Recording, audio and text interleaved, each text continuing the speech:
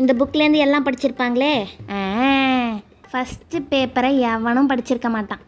ஆத்தரை பற்றி கேட்கலாம். ஆத்தர் மூஞ்சில் எத்தனை மச்சம்? போனால் போகுது, பசங்க படித்ததுலேருந்து ஒன்று கேட்போம். 10 மார்க் கொஷினை 2 மார்க்கில் கேட்பேன். 2 மார்க்கை 10 மார்க்கில் கேட்பேன். இந்த கொஷினை நான் கண்டிப்பாக கேட்க போகிறேன், ஏன்னா எல்லா பசங்களும் படிச்சிருப்பாங்க. ஆனால் அடையாளமே தெரியாமல் கேட்க போகிறேனே.